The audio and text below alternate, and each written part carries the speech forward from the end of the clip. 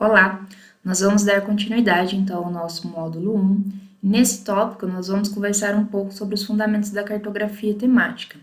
Então, vamos lembrar que nós estamos tratando da cartografia, que é a ciência aí que busca então fazer a representação da superfície terrestre por meio dos mapas. Então, mais especificamente sobre esses mapeamentos de temas mais específicos, né? Um público aí mais reduzido, como nós vimos na aula passada. Aqui a maior preocupação é com o conteúdo qual vai ser apresentado. Então, os mapas aqui que nós estamos criando são os mapas que procuram dizer o que, aonde e às vezes quando ocorre determinado fenômeno geográfico, como nós já conversamos lá na primeira aula. Exemplo desses mapas, né, são os mapas de relevo, mapas climáticos, mapas de densidade. E devido aí à questão da importância dessa ciência cartográfica na geração desses mapeamentos, né, mais fiéis à realidade, a gente precisa se preocupar, então, com esse tópico de fundamentos da cartografia. Aqui, então, nós vamos abordar a parte da realidade física, os modelos da Terra, alguns esquemas da construção de uma carta, as projeções cartográficas e o sistema de coordenada.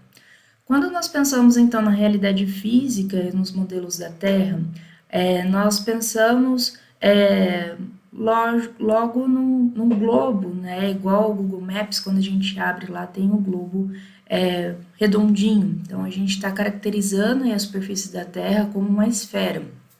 E os estudiosos, né, vão trabalhar então em cima de cada um desses modelos, então a esfera, a elipse, o geóide e a superfície terrestre, que ela é toda ali modificada.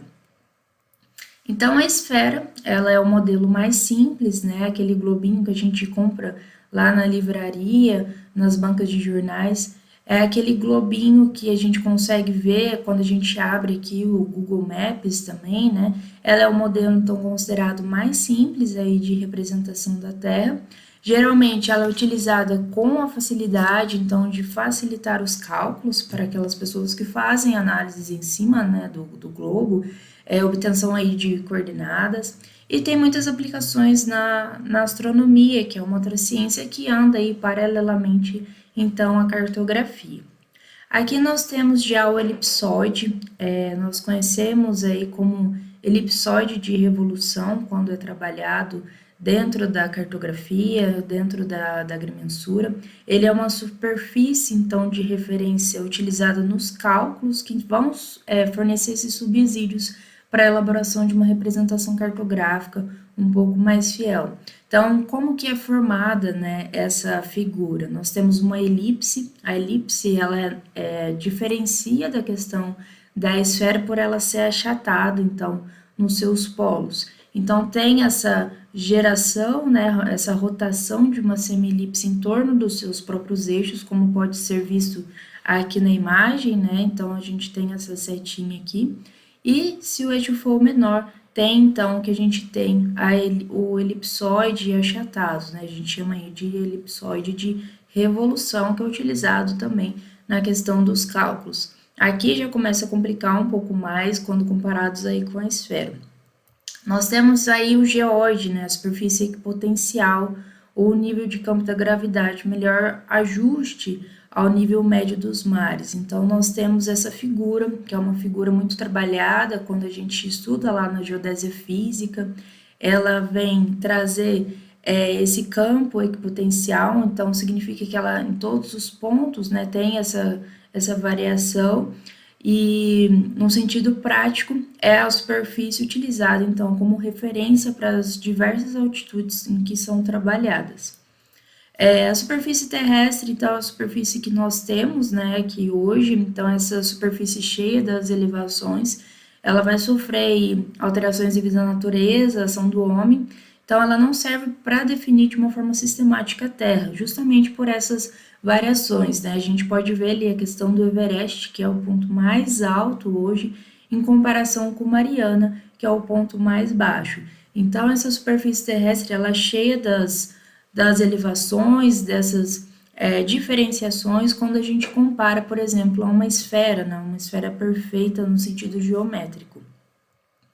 E aí, a gente tem todas essas referências, né? Todos esses sistemas, todos esses modelos de construção, esses modelos de desenvolvimento da Terra. O que eu faço, né, com tudo isso? Qual que eu vou utilizar?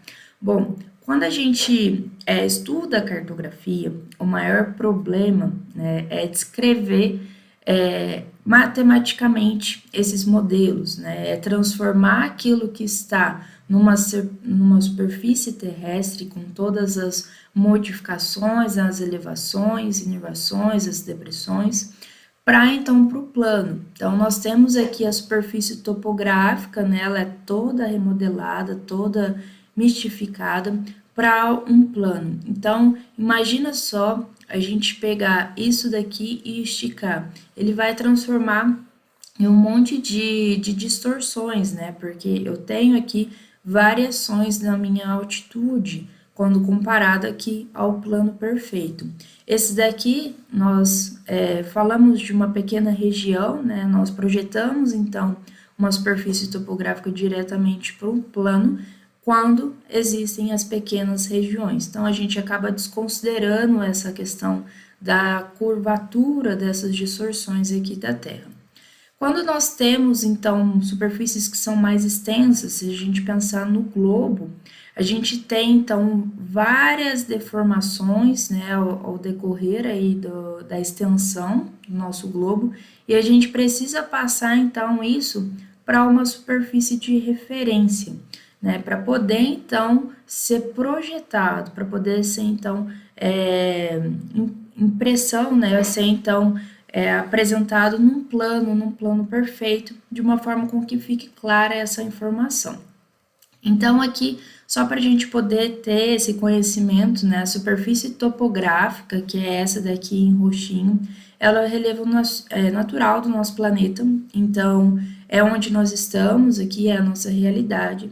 A superfície de referência, que é esse em azul, é a superfície curva da Terra, descrita por meio de um modelo, então daqueles modelos que nós apresentamos. E nós temos então a nossa superfície de projeção, que é essa em vermelho, que é a superfície plana, né, onde se representará a superfície curva. Então a gente fala aqui de superfície de projeção, os nossos mapas. E como que nós vamos então representar esses elementos, né, em um mapa? A partir do quê? O que eu vou precisar utilizar para então fazer todas essas intermediações, todas essas alterações, né? Vamos ajudar nosso amigo Flork ali. É necessário, então, definir uma projeção cartográfica. Então, quando se fala em construir um mapa, a primeira coisa que vem na cabeça tem que ser a questão da projeção cartográfica, a qual nós iremos utilizar. Então, as projeções cartográficas, né, essencialmente é o problema da cartografia, como eu citei anteriormente, é representar essa superfície curva numa superfície plana. Então, essa superfície curva é o modelo adotado para a Terra, a superfície plana é a superfície que conterá essa representação que é o mapa.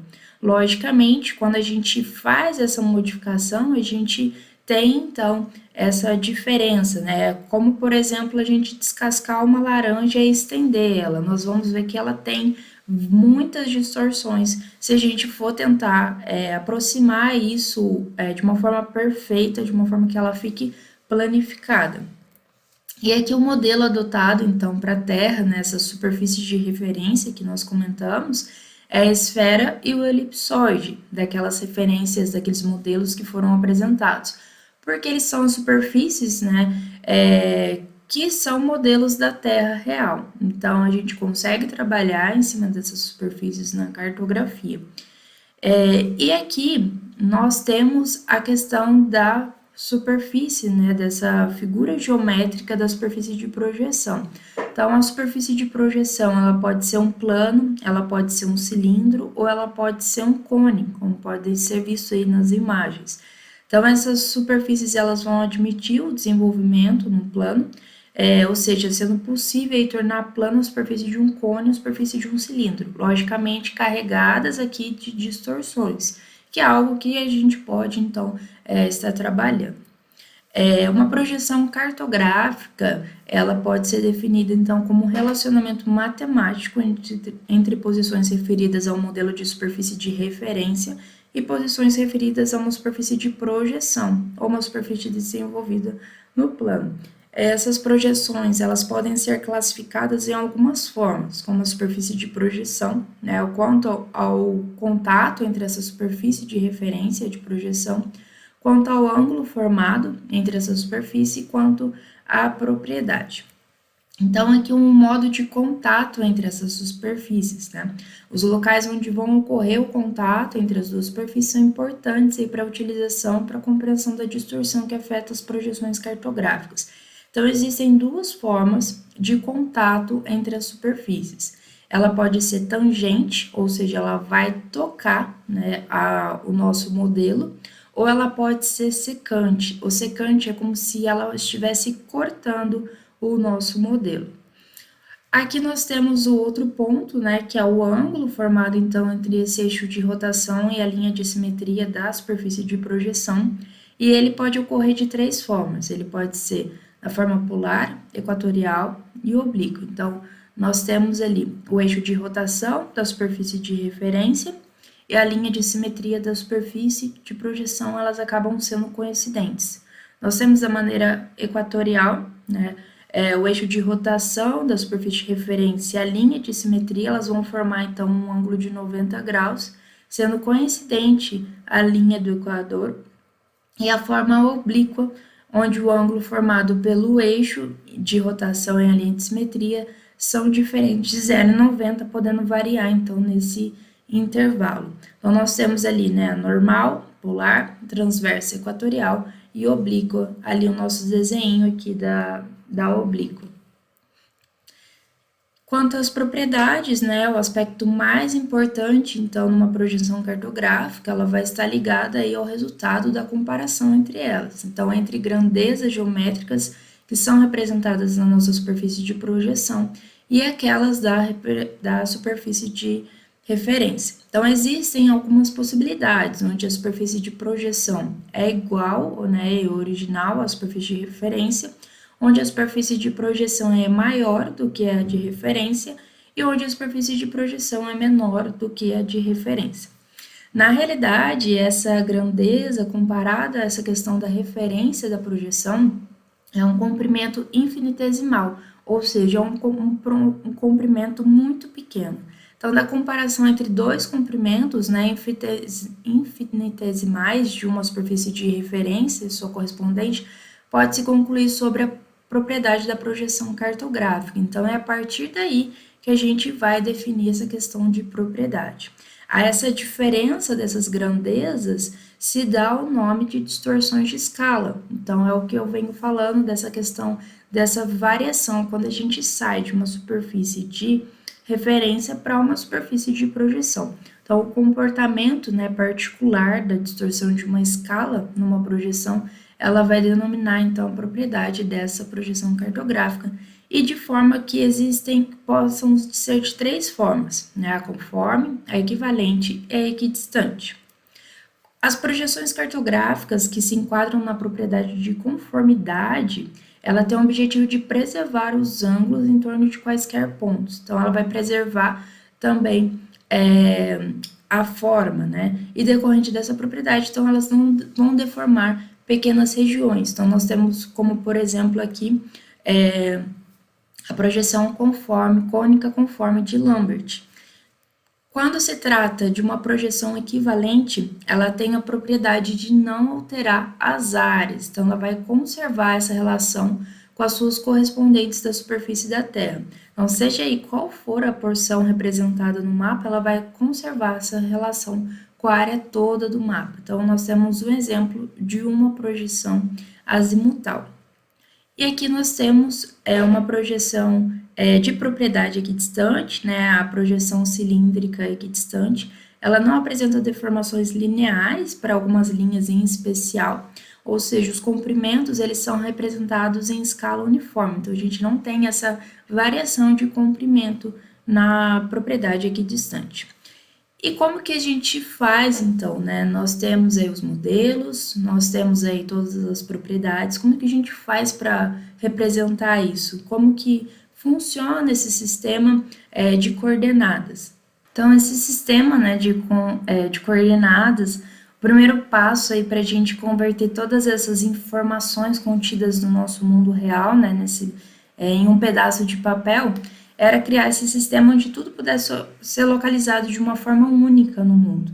Então, aí, a fim de facilitar os estudos sobre a Terra, os cientistas dividiram em linhas imaginárias que cortam essas posições verticais e horizontais. Então, essas linhas elas são conhecidas como os meridianos e os paralelos. Os paralelos, eles são os círculos que cruzam os meridianos perpendiculares, eles diminuem de tamanho à medida que se afastam, né, do Equador, então aqui nós temos a linha do Equador, até se transformar em um ponto em cada um dos polos. Então, ele corta a Terra ao meio, né, ocasionando então essa divisão dos hemisférios norte e sul. Os paralelos mais conhecidos, então, são o Trópico de Câncer e o Trópico de Capricórnio. Então, nós temos aqui o nosso paralelo de origem, que é o Equador. Os paralelos, eles vão dar origem àquilo que nós chamamos de latitude, né? A latitude é o arco contado, então, sobre o meridiano do lugar e que vai até o lugar considerado, que vai até do Equador até o lugar considerado. Então, ele vai variar de 0 a 90 graus norte, de 0 a 90 graus sul, ou então a gente pode representar isso através dos sinais de mais e menos. Quando a gente representa com o sinal de mais, significa que nós estamos tratando do norte. Quando nós representamos com o sinal de menos, nós estamos tratando do sul. Os meridianos são linhas imaginárias de referente, então, norte e sul. Eles vão cortar a Terra em duas partes iguais, de polo e polo. O meridiano mais conhecido é o meridiano de Greenwich, né, que é o nosso meridiano de origem. Então, os meridianos, eles vão dar origem àquilo que nós conhecemos como longitude. Longitude, então, é o arco contado sobre o Equador e que vai até Greenwich, até o meridiano de um referido lugar. Então, ele vai variar de 0 a 180 graus oeste, ou na questão dos pontos, né, negativos, positivos e negativos. Então, aqui nós estamos tratando de leste-oeste. Então, juntas, as latitudes e longitudes, elas vão formar essas coordenadas geográficas. A partir desse sistema de coordenadas geográficas, é possível localizar, então, qualquer ponto existente na superfície da Terra, o que é muito útil aí, no caso, né, para viajantes, marinheiros, para quem gosta de saber exatamente onde está, e principalmente para quem trabalha, então, com os softwares de SIG. Aqui nós temos a referência bibliográfica que foi utilizada nessa aula. Inclusive, é um site muito bacana que eu acho que vale a pena entrar para poder conferir os variados modelos, né, as variadas projeções. Aqui nós temos uma recomendação de leitura, que são as noções básicas de cartografia, é um livro muito bacana do IBGE. Aqui nós temos esse site. Nesse site, quando vocês entrarem, provavelmente ele esteja assim, né? Ele vai apresentar aqui, ele se chama aí para comparar as projeções, né? Então, nós podemos vir aqui para poder visualizar as miniaturas. E aqui nós temos, então, as projeções cilíndricas, pseudocilíndrica, cônica, azimutal, e aqui nós temos as propriedades, conforme, equidistante, de igual área. Então, por exemplo, eu quero eu quero projeções que são conformes cilíndricas. Então, eu vou tirar aqui todos os outros pontinhos. Então, nós temos aqui a projeção que é muito utilizada, a projeção de Mercator, né? Então, nós podemos visualizar aqui essa projeção. E assim, temos outras também, né? Que aqui no site nós podemos encontrar variadas projeções existentes.